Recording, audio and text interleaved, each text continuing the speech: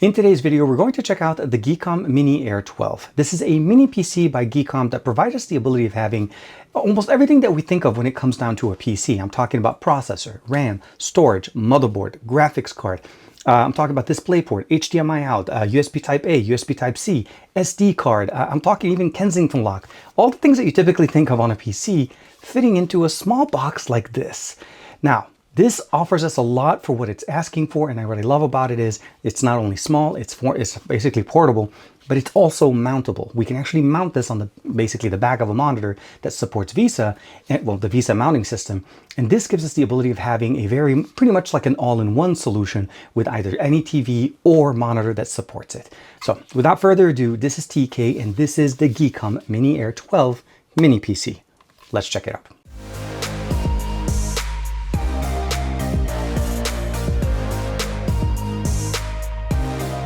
Like and subscribe and make sure you hit that bell icon so that you're always notified to whenever we have new videos on the channel. So here we have the box. Mini Air 12 is the actual, basically the configuration that we have. GEEKOM is the company. Again, this is part of their mini series, so the mini PC series, and this is their main site. Pretty much the box is self-explanatory. We have a picture of the front, and of course it is powered by an Intel. It does support Intel UHD graphics, of course, and of course Intel inside. That's going to be the processor that we have in here, and this is a little bit of picture of the I/O on the back. Power connector, display port, Ethernet, full-size Ethernet. Of course we have USB Type A, USB 3.0s, and of course HDMI, as well as super fast USB-C. One on the front, one on the back, with video support provided here on the one on the back. So that means in total we should be able to actually support almost up to 3 displays, but 2 4K displays should be no problem for this system. Now the configuration that I have here is the Mini Air 12. Again, it is powered by the 12th gen Intel Elder Lake N100. Now this is again basically a low power consumption type of a processor intended for general usage, not heavy for gaming, and of course integrated graphics. We have a 16 gigabytes, basically going to be the DDR5 RAM that we have in here, and of course we have basically an M.2 SSD at 512 gigs of internal storage. They have different configurations, but this one is the one that we got here. In the box, we have the power adapter. This is a US style power adapter that fits directly into the back of the actual PC. We have an HDMI male-to-male cable, of course, to connect it directly to our monitor to be able to use it. If you don't want to use USB-C, and for the most part, I've been using it with USB-C display, primarily connected again to the USB-C port on the back. We have a thank you card with, of course, directly from GEEKOM, and last but not least is the mounting plate. This is a VESA mounting plate that should be able to support any monitor or display or even TV that has this on the back. What makes this unique, though, is because this is so small and light. This is literally one of the lightest things that you can find. It makes it very easy to be mounted behind something so that you don't have to worry about having a full-on desktop PC. Run everything to the back of the TV or the monitor that you're using, and you're pretty much set. Now, one of the things about the actual instruction manual that we get in here, it actually kind of gives us a little bit more information about what we're getting here. You'll see here in the images the different ports that we're looking at, the HDMI, the Ethernet connectivity, the display port, of course the ventilation in the back, and of course the I/O in the front, and an SD card on the side. It's very simple to open this, and I'll show you guys real quick what it is. Essentially, this is the memory slot that we have in the back, already positioned in there. And of course, you're able to basically change it. You can replace it if you want to upgrade the RAM. This is something that's really nice about this. And if you want to mount it, you're using the plate that they provide. Unscrew the little screws on the bottom, and you can mount it directly there and run the power for it. All of the stuff is in there. You don't have to worry about it. Everything is exactly the way you'd expect it. And of course, it is upgradable. That's one of the nicest options. Now, surprisingly, this is not that hard. All you have to do is get basically just a Phillips screwdriver, or if, depending on how it is, because I've already opened it, you basically unscrew the backing in here, and it's pretty much a straightforward experience. Once you do that and you get them loose enough, you'll be able to basically remove the bottom base part of it. I'll give it a second. And they don't actually remove, they stay on there. So you just separate it, give it a little bit of a nudge here. And then you'll see right there, you can remove the bottom piece. We have the access directly to the SSD that we're able to change, and of course to the RAM stick that you're able to change. Otherwise, everything else pretty much is non-removable. But storage and RAM is very easy to configure. We do have a little bit of a heatsink here that helps us provide a better cooling for this with the little big dispenser here that we have. And of course, last but not least, you have the ability of seeing here where it tells you this has to be matched to this. So when you're putting it back, it's easy to know exactly where to put it, and you're never going to have to worry about it. Put them back, use a standard screwdriver, and you're pretty much set. These additional 2 screws obviously are for the VESA mounting when you're using it. Otherwise, when you're done, just make sure that they're tight enough so that you have the screws not sitting into the side. And once you're done, it's pretty much straight there. You put it down and you're ready to go. These are the two super speed connectors, an A and a USB-C. And of course, on the side here, we have the SD card, full size SD card, of course, with an air intake in here because the fans do actually blow air backwards. We have another intake on the side with the Kensington lock option. And of course, all the other IOs, HDMI, DisplayPort, full-size Ethernet, as I mentioned, the power connector that sits here with two USB Type A's, and this USB-C does support video out, which makes it very functional. But again, we have a lot of I/O in here on something that is literally almost the size of my hand, which is really nice. Definitely very appreciated here. So when it comes down to performance, we ran Geekbench 6 on here just to kind of get a benchmark on how does this, the N100 basically, compare to what we can expect from other systems.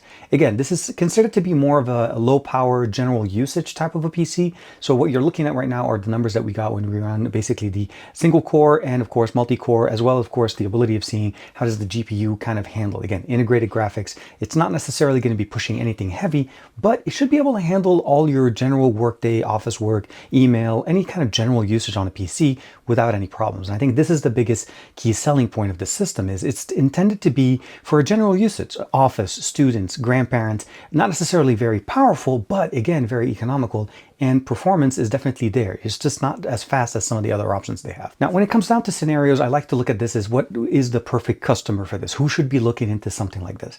If you were running a business, if let's say you have a fleet of computers and you want to be able to run a system on them and you want to be able to manage them remotely from a systematic kind of function, this works perfectly because A, it mounts behind a monitor. It's easily hidden on a desk. So it works really good from a business standpoint, and it should be able to run anything that is server-based without any issue. So anything that runs within, let's say, Chrome, a terminal base, this is going to run it very nicely because you're leveraging the power of a server to do the actual work, where all of this is doing is just giving you kind of access to a web page. So that's going to be a perfect example.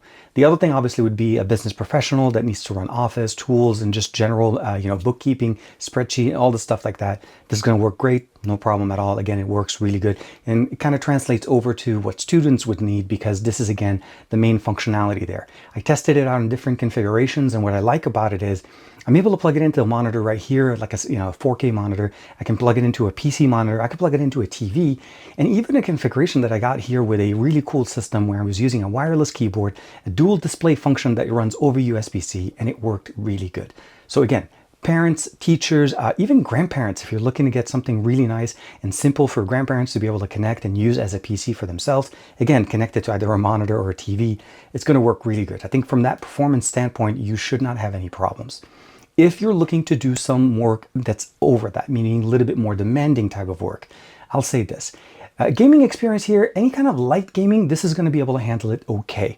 Integrated graphics are not going to be the fastest on the market. So I installed Steam. As you can imagine, it has a lot of different games. I didn't run any AAA games, but I did run Rocket League, and I also ran basically Prototype. It's an older game that I used to play, and it ran really nicely. The load up was a little bit slow, but once it was installed, the SSD is able to handle it, the RAM that we have is able to handle it, and it ran pretty decent, as you've seen here with the samples that I'm sharing with you guys right now. So I think from that point, it should not disappoint. If you go to more demanding games, let's say Call of Duty, PUBG, and something like that, you're going to end up having to play the game at a very low graphic setting, a really low level of demanding resources on that it may not be as enjoyable as you think. So again, not necessarily that type of system for this. They do have other systems that will be able to handle those type of games very nicely, but the Air 12 or the Mini Air 12 is definitely intended more for general usage. Keeping in mind, we have 16 gigs of DDR5 RAM, 512 M.2 SSD in here. Obviously, we have the Intel Graphics 12 Gen with the Elder Lake N100 processor. We have 3 ports of USB 2.0 Gen 2. That's going to be 2 in the back, 2 and 1 in the front. A Type-C with DisplayPort 1.4 alternate mode. That's going to be the one on the back with HDMI and, of course, full Ethernet RJ45, as well as a mini DisplayPort and an HDMI 2.0 port. Really nice, very much a lot of I/O in there. And of course, on the front, we have that extra 2 USB Type-C data only, primarily, so no video from the front one. The main one on the back will do that. The SD card is on the side. And of course, we have a 3.5mm headphone jack. So again, everything that you need in here is built in, and I love the fact that it's expandable. If you want to change that 512 gig internal storage and put in, let's say, a 2 terabyte SSD, go at it. It's there. It's very easy, very simple. You have a full license of Windows. It again runs really nice. And we have 16 gigs of RAM, which is more than enough for general usage. And what we're able to do with this system, it's more than enough.